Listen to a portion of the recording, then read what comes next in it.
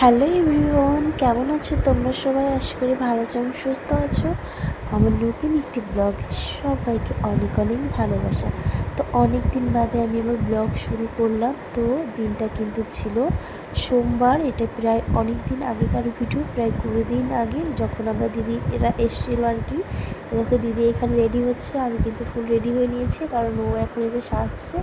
Makeup artist যেহেতু, দেখো সাজা গোজাতে আর কি সারা বিছানা আর কি ছড়িয়ে ছিটিয়ে রেখেছে। ফাইনালি এই যে রেডি হয়ে নিয়েছে, সবাই আর কি বেরিয়ে পড়লাম। তো কোথায় যাচ্ছি চলো তোমাদেরকে যেতে যেতে বলছি। তোমরা অনেকেই হয়তো জানো এই জায়গাটার নাম, কারণ এই দেখো আমাদের স্বর্ণকালী মায়ের মন্দির। এই যে ব্যাক করে এই যে যেতে হবে, কারণ আজকে ছিল সোমবার। আজকে আমরা যাব এই যে পাগলাখালি। তোমরা কিন্তু অনেকেই চেনো, দেখো পাগলাখালির সামনে কিন্তু চলে এসেছি। আমাদের বাড়ি থেকে প্রায় 10-15 মিনিট আর কি রাস্তা যদি গাড়িতে আসো, আর অটো আসলে মানে তোমার আধা ঘন্টা কম লাগে আর কি, 20-25 মিনিট লাগে। তো আমরা কিন্তু ভুল রাস্তায় প্রথমে চলে গেছিলাম। দেখো এখানে গাড়িটা দাঁড় করিয়েছিল, তখন এখানে কাদা ছিল, আর একটা রাস্তায় আর কি যেতে হবে। অনেক দিন আগে এসেছিলাম, ভুলে গেছি। তারপরে তো আবার গাড়িতে উঠে মন প্রাণ দুটোই আর কি ভরে যায়। তো পাগল বাবার ধাম লেখা আছে দেখো এখানে, আর নদীর ওই পাশেই কিন্তু ব্রিজ দিয়েও যা যায়, আর নৌকা চড়ো মানে একদম ওই ঘাটের সামনে আর কি নামিয়ে দেবে। তাই আমরা নৌকায় আর কি গেলাম। অত মানে দূর আর কি হাঁটা লাগবে না, ব্রিজ দিয়ে গেলে অনেকটাই আর কি হাঁটতে হয়। চলো তোমরা দেখতে থাকো, ভিডিওটা সঙ্গে থাকো।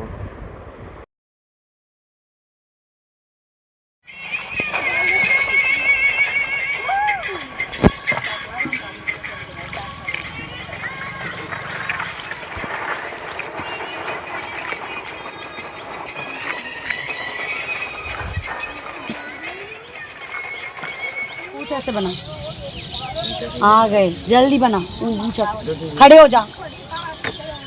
तुम्हारी काज बाज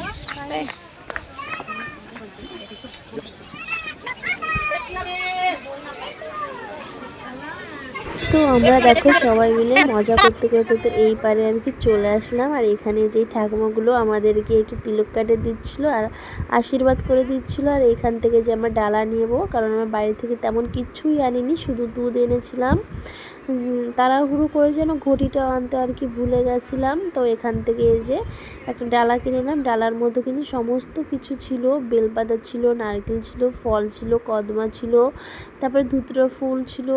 তো আমি আর কি জামাইবাবুই দেবো, দিদি আর দেবে না। আর এখানে দেখো যারা আর কি ভাড়া বাঁধে, তারা এই যে সবাই যে ভাড়া বেঁধে আর কি দিয়েছে। আমার খুব ইচ্ছা ছিল যে ভাড়া বাঁধবো, কিন্তু তাড়াহুড়ো করে আমি আর ভাড়া বাঁধতে পারলাম না। ঠাকুরের কাছে আমি যা যা মনে চাওয়ার তাই আর কি চেয়ে নিলাম আর বলে নিলাম। তো দিদির একটু প্রবলেম ছিল, ওই জন্য দিদি দেবে না, দিদিই পুজো দেবে, সেই আর কি দিদির কথা ছিল। তো দিদির প্রবলেম ছিল, ওই জন্য আমি জামাইবাবু দিয়ে দিচ্ছিলাম আর কি, দিদির জায়গাটা আমি দিচ্ছিলাম।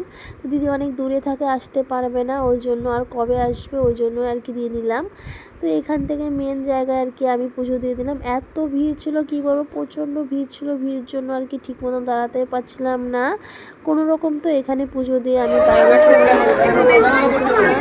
বাইরে প্রচুর ঠাকুর আছে, সেখানে আর কি দিয়ে দেবো। তো তোমরা দেখতে